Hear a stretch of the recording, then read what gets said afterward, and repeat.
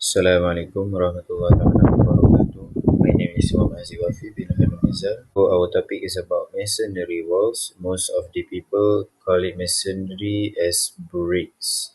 So we will be explaining about masonry. So for my part, I will be explaining masonry walls. So for the meaning, masonry walls, which means consists of standard building blocks connected together with mortar. The mortar, basically people call it as cement, to form walls that are durable, fireproof and resistant. Structurally effective for compression. The most famous categories, as we can see, the most of the houses and buildings using this type of masonry. The masonry units are bricks, which are heat-cured clay units, and concrete blocks that are chemically hardened units. Certain types of masonry units include the structural clay tile, the structural glass stone, and the natural of the palace. So we're moving on to the type of walls to be constructed. So there are three types of wall construction. The first one is solid walls that using all bricks. The second one is cavity walls that has a hollow at the center filled with cavity. So in the cavity, to drain water through weep holes at the base of the wall system or above the windows. The third one is vignette walls that only have a single exterior brick wall supported by a timber or a metal frame. So we're moving on to the next one is masonry bearing wall. Masonry bearing wall is the term of the construction that I have mentioned it before. The masonry units are placed as layers and held together with mortar. So masonry bearing walls are typically arranged in parallel sets to support steel, wood or concrete spanning system. Next one is about the spanning elements. Basically, the spanning elements, the system considered are beams and trusses. So they are using open whip steel joists, timber or steel beams. And the third one, side cast or precast concrete slabs. Next one is pilasters. There are difference between pilaster and column. So pilasters that build into or attached to wall, while column built directly into a wall. As we can see right here that the pilaster is attached to the wall. Next is openings. The opening is horizontal block that spans the space or opening between two vertical supports. Two vertical supports right here, as you can see. Moving on to the next one, exterior wall. So exterior masonry walls must be weather resistant and control heat flow. Water penetration must be controlled through the use of tool joints, cavity spacers, flashing and caulking. Cavity walls are preferred for their increased resistance to water penetration and improved thermal performance. Differential movement in masonry walls due to changes in temperature or moisture content or to stress concentration require the use of expansion and control joints.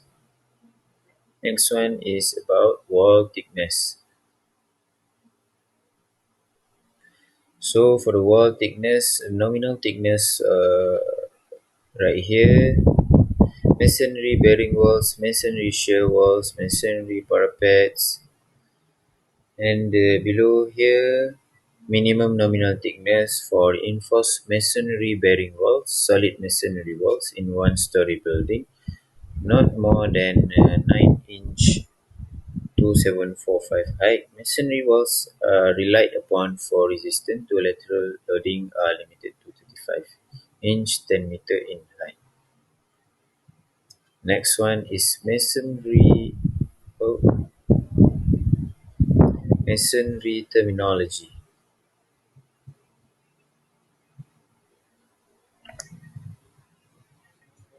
So width is the continuous vertical section of a masonry wall 1 unit in thickness. As the arrow right there, it is a continuous vertical section. So the width and causes is very related. It is relatable. So the cause is a continuous horizontal range of masonry units. The width is vertical while the cause is horizontal. So the third one, collar joint is the vertical joint between two widths of masonry, as the arrow has showed right there, that the vertical joint, two widths of masonry. So the fourth one is bed joint, is the horizontal joint, as the arrow showed there, between two masonry courses. Masonry, as I mentioned it before, that is a cement. The term bed may refer to the underside of masonry units or to the layer of mortar in which a masonry unit is laid. Head joint is the vertical joint between two masonry units that perpendicular to the face of wall. Next one, stretcher is a masonry unit laid home horizontally with the longer edge open or parallel to the surface. Header is a masonry unit laid horizontally with a shorter and exposed or parallel to the surface. Roll-up is a brick laid horizontally on the longer edge with the shorter and exposed. Soldier is a brick laid vertically with the longer edge face exposed. So that's all. I will pass it to the next presenter. Bismillahirrahmanirrahim. Assalamualaikum warahmatullahi wabarakatuh. My name is Najmie binti MOHAMAD and I will be present about reinforced and unreinforced wall. So for unreinforced masonry, there are a few types of unreinforced masonry, which is hollow unit masonry, cavity wall masonry, solid masonry, plotted masonry, and lastly veneer masonry. So basically, unreinforced masonry is called plain masonry, and it is incorporate horizontal joint reinforcement and metal wall ties to bond a wall of solid or cavity wall. So what is WAFIY? So WAFIY is basically is referred to a continuous vertical section of wall that is one masonry unit in thickness. So as you can see here, this is the width and the side is the course. Okay, next, we will go to the first type of unreinforced masonry, which is hollow unit masonry. So hollow unit masonry is masonry wall that consists of hollow clay or concrete masonry unit laid and set in mortar. So as we can see in the diagram here, uh, this is the hollow masonry unit and it is laid and set in mortar. Okay, next. When the wall thickness is made up of two or more units, the structure cost must be bonded with masonry headers or metal ties. And when bonded with metal ties, the wall must be conform to the thickness and height requirement of those cavity walls. So, as we can see here, the post structure cost at vertical intervals cannot be exceeding 34 inches, with unit lapping at least 4 inches over unit below. And when vertical spacing, it cannot be exceed 17 inches if bonding units are at least 50% greater in thickness than unit below. Okay, next we will continue with cavity wall masonry. So cavity wall masonry is made up of a facing and backing width of brick, structural clay tile, or concrete masonry unit. So the two layers of width are completely separate by an S space except for metal ties, which are required for bonding. So when computing the ratio of unsupported height or length of thickness, the value of thickness equal to the sum of the normal thicknesses of the inner and outer width. So the advantage of this cavity wall masonry is the cavity enhance the insulation value of the wall and permits the installation of additional thermal insulation material. And second, the airspace acts as barrier against water penetration if the cavity is kept clear and if adequate loopholes and flashing are provided. Okay, next, this is the concrete or clay masonry unit, and this is the adjustable loop ties or two-wire spanner top. So this is the two-wire ladder ties or ZAG tie, and the trick is to prevent the water from running across tie to inner wire. For the facing and backing wire, uh, it is to be at least 4 inches thick, and For the cavity walls that use clay, tile or concrete masonry unit, the cavity to be not less than 1 inches and not more than 4 inches wide. There are minimum 5/8 inches mortar cover for the joint reinforcement. Next, we will continue to the next type of unreinforced masonry, which is solid masonry. So solid masonry may be brick, uh, concrete brick or solid load bearing concrete masonry unit. So the adjacent walls in both bearing and non-bearing wall may be bonded with either masonry header for better resistance to rain penetration and allowance for slight differential movement between walls. So the wall may be bonded with either masonry headers or with metal ties, and the masonry headers are to be composed at least 4% of expand face area with a vertical and horizontal spacing or not less than 24 inches. And the metal ties may be used to bond wall if they confirm the requirement for the cavity walls. Okay, next, for the another type of unreinforced masonry, which is grouted masonry. So for grouted masonry wall consists of brick or solid concrete brick units in which the interior joints are filled with grout as the work progresses. In low lift grout construction, the wall is grouted in lift not to exceed 8 inches, and in high lift construction, the grouting is done in lift not exceed 6 feet. So high lift construction therefore requires a wider grout space and rigid metal ties to bond the two ties together. So as we can see here, all the interior are joined and filled with grouted and the water drops are not permitted. 3/4 inches minimum for low lift grouted construction, which is the grouted fill, and 3 inches minimum for high lift grouted construction with rectangular shaped metal ties spaced no more than 24 inches apart horizontal and 16 inches vertical. So only type M or type S mortar is permitted in this type of unreinforced masonry. Okay, next, for the next type of unreinforced masonry, which is veneer masonry.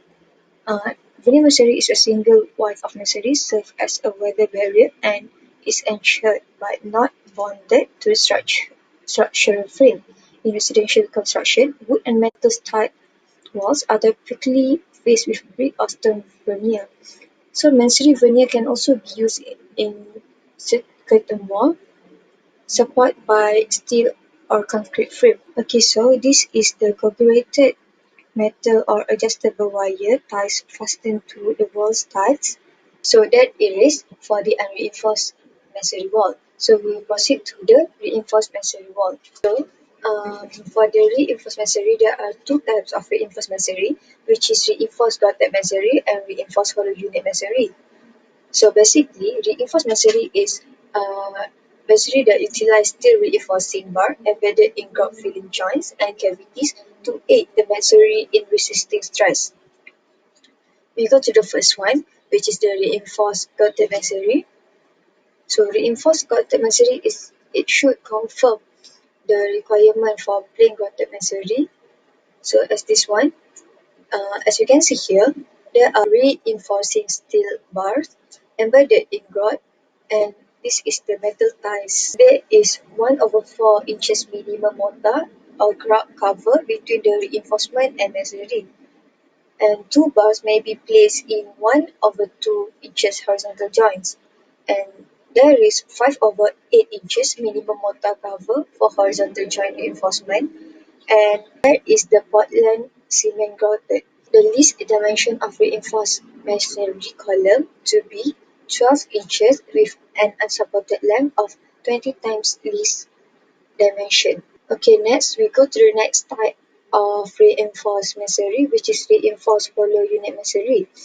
So reinforced hollow unit masonry consists of hollow masonry unit in which certain cells contain reinforcing steel fully embedded in concrete beaten cement grout.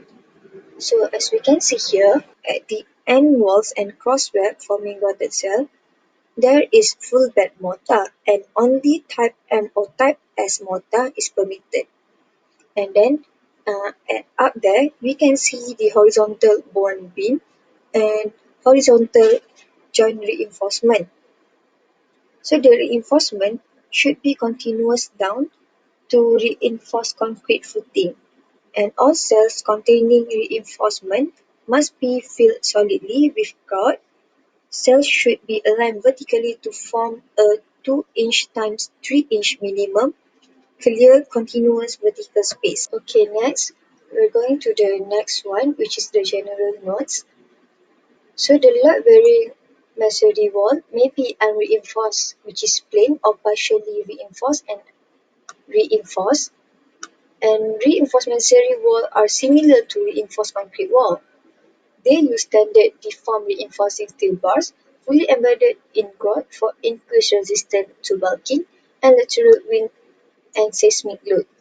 So as we can see here, for provide horizontal reinforcement at the first dotted line is at the top of parapet wall. So the second dotted line is at structural connected roof or floor, and then the third one, which is near to the box, is at the top of wall openings or at the top of foundation, and the reinforcement to be 3/8 inches or 10 millimeters minimum with a maximum spacing of 4 feet or 1220 millimeters. So the sum of vertical and horizontal reinforcement to be at least 0.002 times the cross-sectional area of the walls. So that's all from me. Thank you. Bismillahirrahmanirrahim. I'm FAREZ and I'm gonna talk about masonry column and pilaster. Okay, this is the picture, the example of masonry column, the first one, and the second one is the example of masonry pilaster. Okay, for the masonry column, we have three parts, which is introduction, feeders, and process of construction. Okay, for the introduction, what is the masonry column? It is a structure element, which is one of the main load-bearing element in masonry structure because it's a part of the structures that hold all the structure, and usually the column construction is carried out by concrete in order to accommodate all the axial and compression forces coming over its several load action. And next is buttress. For the masonry column, it helps in increasing the architectural beauty because of it has many shapes like rectangular, round, and other than that, second one, fast and easy with less tools and labor compared with the concrete column construction because of it use less material compared to the column construction. And third one, compared to RCC columns, the brick column construction is more economical in nature. Okay, for the process construction, we have two, which is unreinforced and reinforced. For the unreinforced, it have 5 steps, which is the first one is starting from the ground, which is preparing layout on the ground. First, mark the place and the center of the pillars by temporary road, because this mark will supports the masonry column. Okay, second one, excavation and foundation. The thickness of the foundation based on the foundation and the type of the masonry construction. No reinforcement to be placed on the masonry because it is unreinforced construction and it is just a simple concrete bed of suitable means is put into the excavated area. The road used as a marker is projected as shown in figure 1. Okay, this is the picture of figure 1, which is the excavated area are filled with the concrete mix, and this is the roads that are used as a mark. Okay, the third step is brickwork for masonry column. It starts after the foundation layer is dry. Laying of the brick must be done only after wetting them by dipping it in water. Certain brick column layer requires damp-proof layer for severe moisture conditions. The brick is laid vertically upward by maintaining the verticality and the horizontal alignment with help of plumb bob and compass. Okay, this is the picture for the figure 2, which is the laying of bricks on the foundation. The fourth step is curing works. Properly curing the brickwork for 7 to 10 days, and the last one, plastering, finishing, and painting if necessary. Okay, for the reinforce, the cavity space through which the reinforcement is filled through is filled with wood mortar that makes the whole unit monolithic. Okay, which means that for the surround the reinforce in the on the middle of the column filled with wood and mortar, which that makes the whole unit monolithic. As shown in the figure, specificabilities are intentionally made during the brick manufacture for the placement of the reinforce. Every fourth layer is provided with a steel plate as shown in the figure. Okay, which is the special cavities have their own placement of the reinforce, and every fourth layer is provided by a steel plate. This is a steel plate in the picture that are shown in the picture. Okay, the third one, this will have a thickness of 6 mm. The vertical reinforcement that is placed through the masonry is fixed at the bottom concrete foundation block. The main application of reinforced masonry is for the construction of the retaining walls, lintels, or to a bearing columns. The walls construct on the soils that are subjected to more settlement. All the structures incorporate columns within it that to each construct with brick masonry. The next we move to the masonry plaster. Okay, for masonry plaster we have two parts. Before we move to the two parts, this is the picture of plaster, the first one. The second one is engaged column. The reason why I place the picture, these two picture is I want you all to know the difference between the plaster and the engaged column. And I'm not gonna talk about the engaged column, but I want you guys know the difference between the plaster and engaged column. Okay. For the introduction, masonry plaster wall consists of plaster, which is rectangular projector column construct of the masonry block in the face of the wall and provide extra lines to the wall, pillar wall, and foundation. Okay, basically masonry plaster is a projector column which attached to the wall itself, and it's gain the strength of the wall, pillar wall, and foundation. The plaster is cantilever up from the foundation and build a determined interval along the wall length. Pillar is masonry units that spans horizontally between plaster. Okay, as shown the picture, masonry plaster it starts from the ground until it becomes the masonry plaster. This is plaster block and the diagram of the plaster. Okay, next we move to the construction of masonry plaster. This is the illustration of construction, which is the two diagram on the left side, a vertical core of Portland cement grout, which is in the middle filled with cement grout, and the reinforcement bars extend down and are tied to the wood embedded in plaster 40. And it has a literal ties which is around the the cement grout field. Okay, this is the example of footing, which is the base of the plaster, and this is the diagram of the ties. They are holding the cement grout.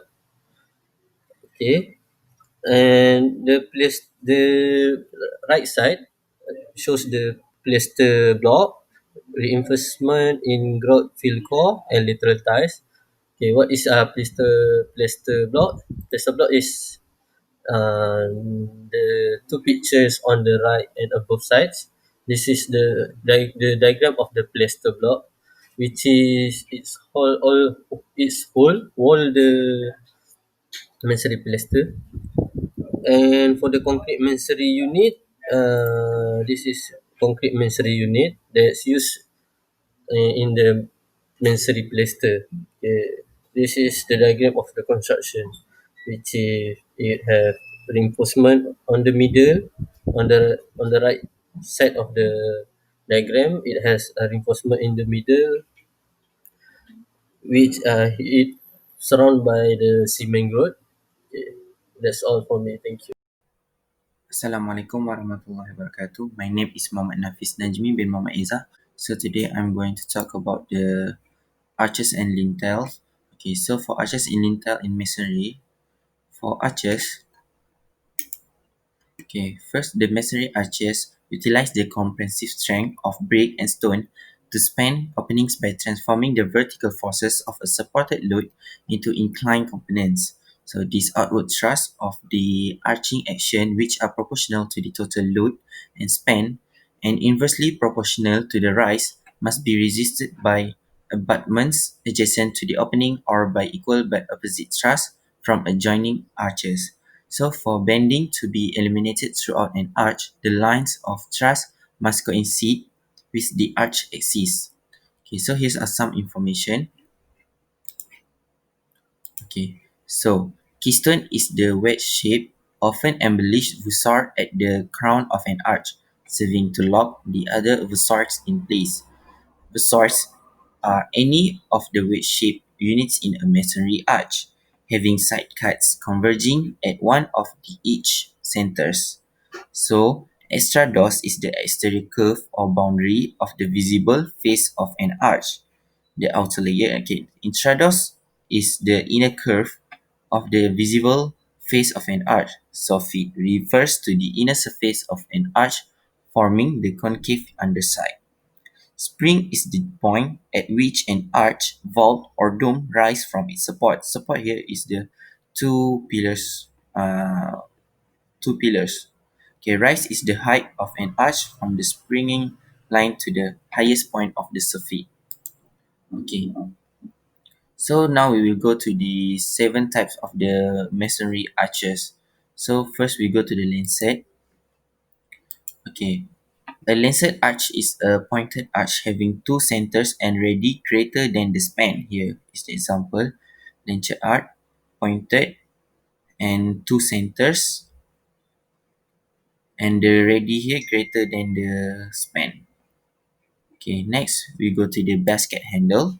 So for the basket handle, a basket handle arch is a three-centered arch having a crown. Here is the crown. The crown is at the top one, the highest point, and with a radius. The radius, if you can see, from left to side of the support here, the rise here is the rise greater than that of the outer pair of the curves. Okay. Then we go to the Tudor. Okay, a Tudor arch is a four-centered arch having an inner pair of curves with radii much greater than that of the outer pair. So you can see there at the top left picture, the shape. Okay, next we go to the drop arch. Okay, drop arch is a pointed arch having two centers and radii less than the span. So you can see it is pointed arch and having two centers, same like before, and the radii less than the span. The radius from the crown to the span. Okay. Next we go to the jack. Okay, for jack arch has a horizontal soffit with vousards radiating from a center below, often built with a slight chamber to allow for settling. This is the you can see the steel beams, flooring. This is the brick arch and the support wall. Okay, so we go next to the Roman. So for the Roman arch has a semicircular intrados. Intrados is the inner circle you can see. This is the Colosseum. Okay. Next we go to the Gothic. So for Gothic, a Gothic arch is a pointed arch having two centers and usually equal in radii.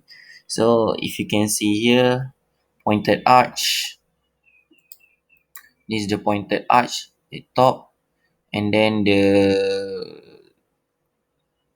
length is always the same, the radii and the span. Okay. Next we go.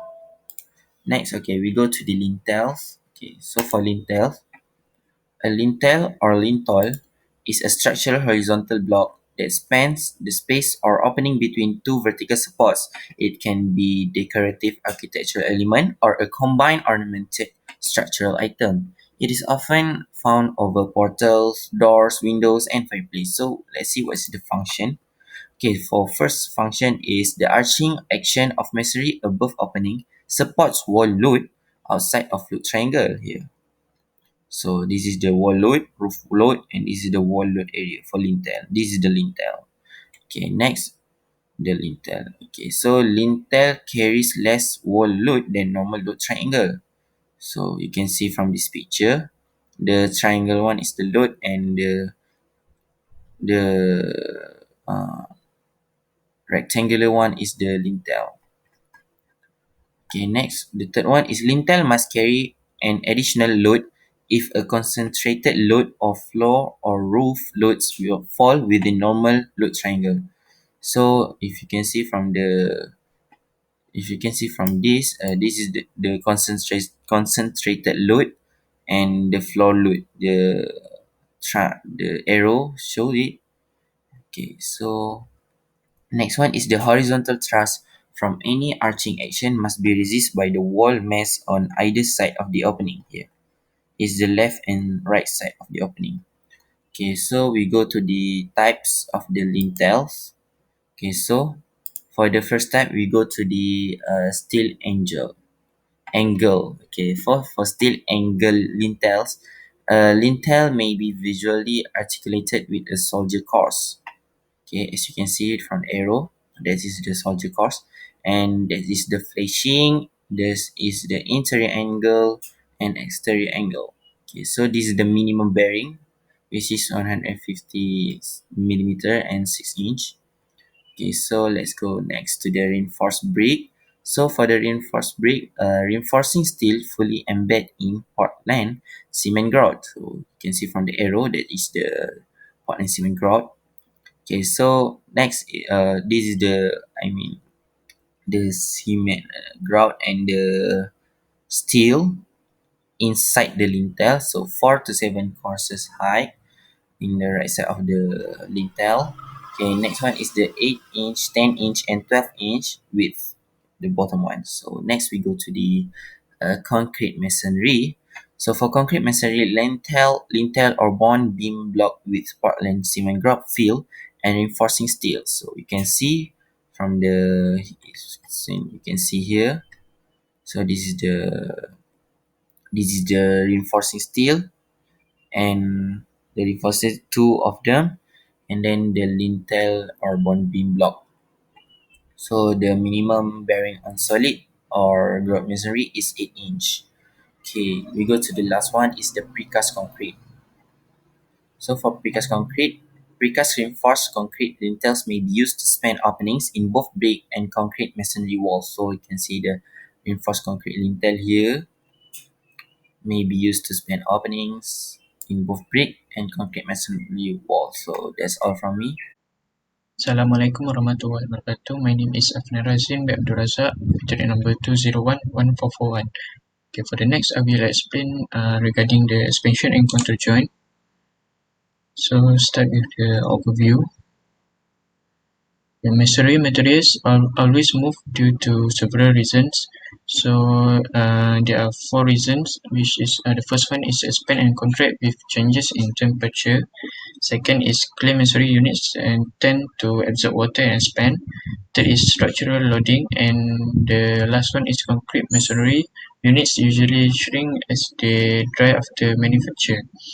So the picture shows the brick masonry expands, joints close slightly, and the concrete masonry shrinks, joint open slightly. And why we need expansion in and contour joint is typically used in concrete masonry to reduce occurrence of shrinkage related cracking, and continuous vertical joints as shown at the picture that permit a masonry walls to move little under pressure without cracking. For next, move to the expansion joints. So expansion joints placed in masonry walls to allow room for a wall to expand, and it will get smaller as masonry member expands and closing the gap. Expansion joints are continuous, unobstructed slots constructed to close slightly to accommodate the moisture expansion of brick and stone masonry surfaces. And expansion joints should provide lateral stability across the joint and be sealed at the end of the work to prevent the passage of air and water. So this is the typical examples of vertical expansion joints, which is a pre-molded foam pad, neoprene pad, sealant, and baker rod. A pre-molded form or neoprene pad that extends through the full wide thickness aids in keeping mortar or other debris from clogging the joint and increases water penetration and resistance.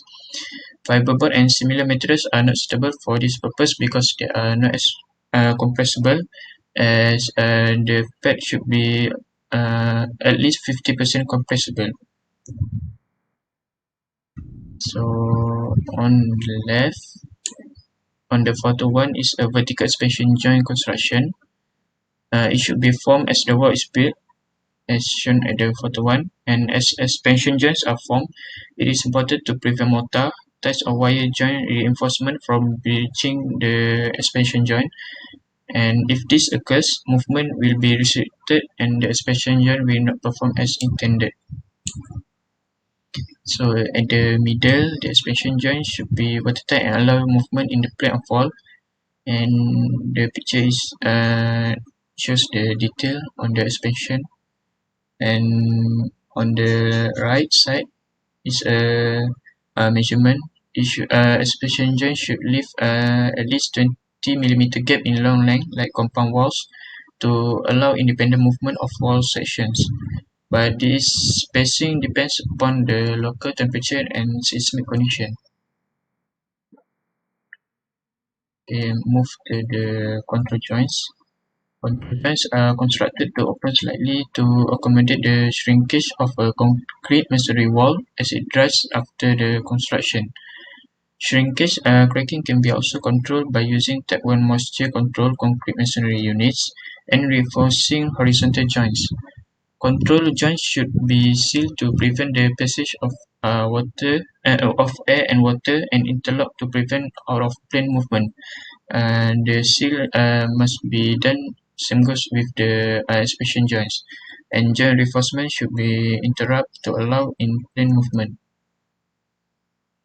So this is the commonly found control joint placement, whereas at the change in wall height, at changes in wall thickness, such as at the chases and pilasters, at above movement joints in foundation and floors, at above and below movement joints in roof and floors that bear on a wall, near both sides of door and window openings, and adjacent to corners of walls or intersections within a distance equal to half the control joint spacing.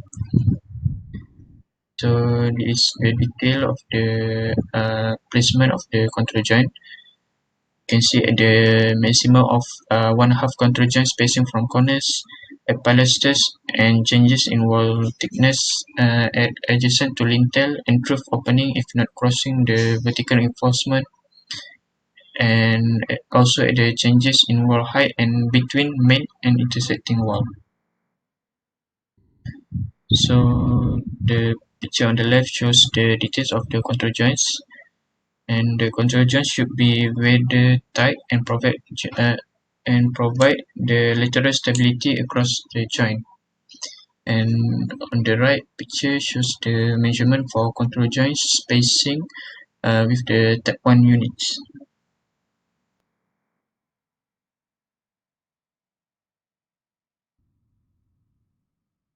Next is the joints filling materials. And filling materials should be compressible by at least 50%, as I said before. So the materials that we commonly use is bakerels, as shown at the pictures, and foam pads or neuro pads. Next is the sealant. Sealant are used on the exterior side of expansion joints to prevent any water and air penetration. Silicone sealants are generally recommended for use on brickwork, as shown at the picture. And other sealant types that have been used successfully in brickwork include polyurethanes and polysulfides. So what is the differences between the expansion and control joints? Expansion joints is used to accommodate thermal and moisture expansion in clay brick masonry, while the control joints is used in concrete masonry to reduce the occurrence of shrinkage-related cracking. And for the expansion joints is commonly found between sections of the buildings, bridges, sidewalks, railway tracks, piping system, and also in ships.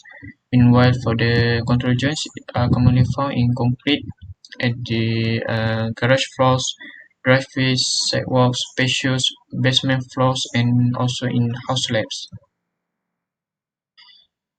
So, for the summary, it is important to consider movement of brickwork and considering the geometry of the building and its orientation. The frequency equation and width of the joint should be sufficient to accommodate reversible and irreversible movement. So that's all about my part. Thank you.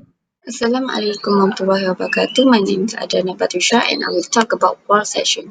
A wall section meaning is a technical drawing that lets you see inside a wall. Rather with a wall be made of just one solid material. The bearing area of measuring should be proportioned. Next, we will talk about the type of wall section. The wall section on this page illustrate how concrete, steel, and wood floor and roof system are supported by and tied to various types of masonry bearing walls. The bearing areas of masonry should be proportioned so as not to exceed the allowable compressive stress or the measured materials. All floors and roofs that provide lateral support for measured walls must be secure at least 6 feet be enclosed evident in a reinforced grouted structural element of the wall. So first I will talk about concrete measuring bearing walls. In the first picture you can see it has wood floor joists and it has surface bonding consists of laying concrete measuring units raised without mortar and cementitious compound containing short glass fiber. Next we can see the composite measuring bearing wall. In this picture it has flat roof assembly and open work steel joist is to secure every joist to a steel bearing plate enclosed in a continuous reinforced CMU bond beam. Second is wood floor joist with five-cut ends. Um, Next, we can see through various walls. In cavity various wall is have roof rafter or joist. In the first picture, you can see the flat roof assembly is to secure every joist to a steel bearing plate enclosed in a continuous reinforced bond beam. And second, it has precast hollow core slab. Next, we will talk about you can see the precast hollow core slab is filled with grout and pepper dam. Move on to the reinforced concrete bearing wall has precast hollow core slab to extend steel dowels into stopping or grouted keys in order to anchor slab into a wall. It's also rigid plastic form isolation. It also has rigid plastic form isolation maybe to the inner. It also have rigid plastic form isolation maybe to the inner or outer face of wall. So next is foundation level. In concrete masonry bearing wall, you can see it has flashing and wet holes. It also have widened CMU foundation wall in here. Uh, Next is cavity bearing walls. This has rigid thermal insulation may be placed in the wall cavity. Instead, it has rigid thermal insulation that may place in the wall cavity is insert into the semicles or secure to the interior face of the backup wall. It also have concrete ground slab and is also reinforced concrete foundation wall and perimeter insulation. Next, reinforced concrete measuring wall is vertical reinforcement of the lap steel doors to tie walls to concrete foundation. So that's all from me. Thank you. Assalamualaikum warahmatullahi wabarakatuh. I am FARHANA and I'll be presenting about the masonry bonding. Masonry bonding can be achieved by overlapping alternate courses in brickwork, by using metal ties, and by inserting units vertically so that they join adjacent courses. The bonding of the headers can be used to tie the exterior masonry to the back of the masonry. Here we have masonry in materials and constructions.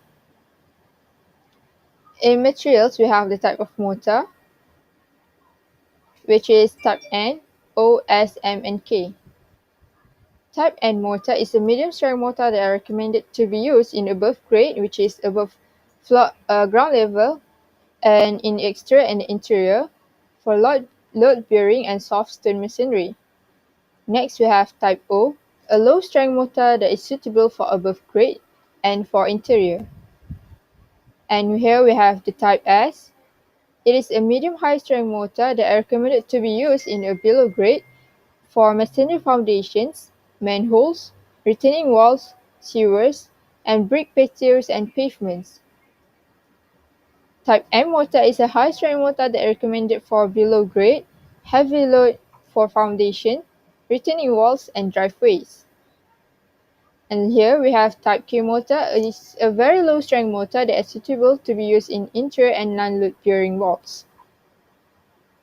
Next, we will proceed with the mud mortar. It is the first mortar that was made up of mud, and the result was a stone home was solid and warm and lasted for a lifetime. Mud mortar can be gained by using salt plus water, and the mud mortars are also used for arch, vaults, and domes built with these materials, and the fact that they can be built without any form of shuttering is an acknowledgement for the adhesive strength of mud mortar.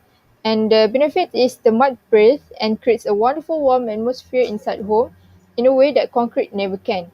And it needs a roof over it to protect it from heavy rain, and it's also affordable. The disadvantages part is that it has low tensile strength and are subject to shrinkage. Next, we have cement mortar is a combination of cement, sand, and water. The function is to combine varying size of masonry units for a smoother surface finish, and the benefits is it owes its strength and longevity to its balanced and well-mixed properties, and it also has high water penetration that's needed for strong and masonry construction. Cement mortar also give compressive strength to meet the standards of a wide array of masonry and construction application. Next, we will proceed with lime mortar. Lime mortar is the combination of lime and water and sand. The benefit is it has the porous and soft properties of lime mortar that provide advantages when working with softer building materials. Lime mortar is more porous than cement mortars, and it wicks any dampness in the wall to the surface where it evaporates.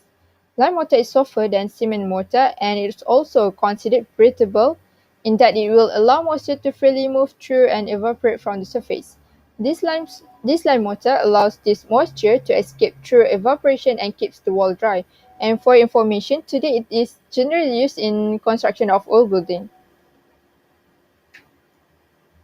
And last but not least, here we have cement and lime mortar is the combination of cement, mortar, and lime mortar. By mixing lime mortar into cement mortar, it can improve the plasticity and the water retention of mortar. Cement lime mortars can be used to minimize the potential for water penetration into masonry walls.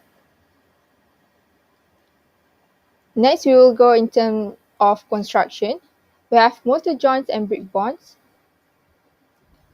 What is mortar joints? Mortar joints is the spaces between bricks, concrete blocks, or glass blocks that are filled with mortar or grout. And in order to produce a mortar joint, the mason must use one of several types of jointers, rakes, or beaters. These tools are run through the grout in between the building material before the grout is solid and create the desired outcome the mason seeks.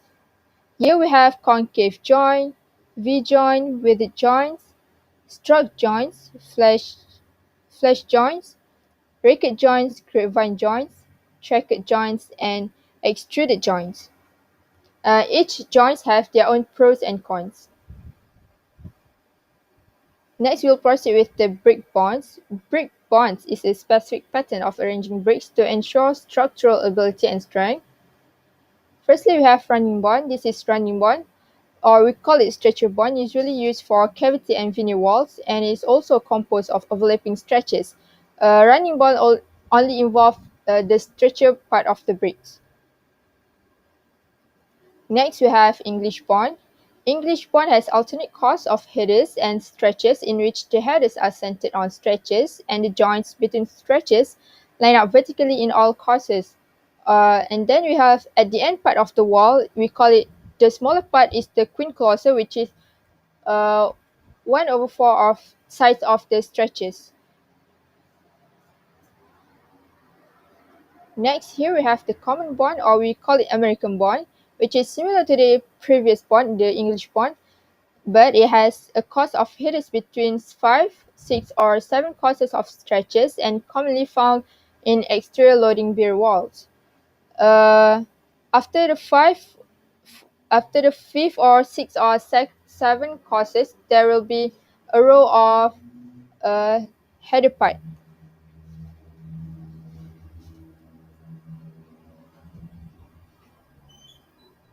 Next, we have stack bond. All head joints align vertically and units do not overlap, and horizontal joint reinforcement is required. It is also not suitable to transfer load because the load will not spread evenly, and it will use mostly for decorative purposes as it is a weak masonry structure with less strength. Next, we have Flemish bond is the alternating headers and stretches in each course, each header being centered below a stretcher, and the construction is difficult and requires greater skills to lay properly. But it also has better appearance but weaker than English bond for load-bearing wall construction. Next, we have the Flemish cross bond. It is similar to the Flemish bond but with 2 additional headers in place of a stretcher at intervals. And the pattern we have here, the small size of diamonds. Next, we have Flemish diagonal bond. It is a course of alternate header and stretches is followed by a course of stretches resulting in a diagonal or diamond pattern. And last but not least, we have the garden wall bond. It has a sequence of header and 3 stretches in each course. It is not strong but more elegant and attractive. Usually it is used in garden wall, boundary wall, and compound wall. And that's all from me. Thank you. Bismillahirrahmanirrahim. Assalamualaikum warahmatullahi wabarakatuh. My name is SYAZWAN and I'm going to present about stone masonry. So what is stone masonry? So masonry is the construction of stones bonded together with mortar. So this is the picture of mortar where the stones are available in abundance. Abundance is a large quantity, cutting and dressing to proper shape. They provide an economical material for the construction of various building components such as walls, columns, footings, arches, lintels, and beams. It is one of the oldest activities and professions in human history. Many of the long-lasting ancient shelters, temples, bridges, and entire cities were built of stones. Famous works of stone masonry include the Borobudur. This is the picture of Borobudur. Great Wall of China. This is a picture of Great Wall of China, and Chartres Cathedral. So for the general principles, the stones to be used for stone masonry must be hard, tough, and durable. The pressure acting on stone should be vertical, not horizontal. The stone should be perfectly dressed as per the requirements. In order to obtain the uniform distribution of load, under the ends of girders and roof trusses, large flat stones should be used. So this is the picture of how we manage the stones. The large flat stone should be put like in this picture, or else the wall will be collapsed. The mortar to be used should be good quality. The construction work of stone masonry should be raised uniformly. The plumb bob, this is the picture of plumb bob, should be used to check the verticality of erected wall. So this is the picture of a man using the plumb bob to check the verticality of the walls. The stone masonry section should always be designed to take compression and not to tensile stresses. Broken stones or small stone chips should not be used. Double scaffolding. This is the picture of double scaffolding. It's basically like a stair. Should be used for working at higher level. The masonry hearting is at the middle of the walls here. You can see should be properly packed with mortar and chips. Chips is small stones. So there are two types of masonry. It was divided based on the arrangement of the stone in the construction and the degree of refinement in the surface finish. The first one is rubble and the second one is ashlar. So for rubble, masonry is rough, uneven building stone set in mortar. It may appear as the outer surface of a wall or may fill the core of the wall.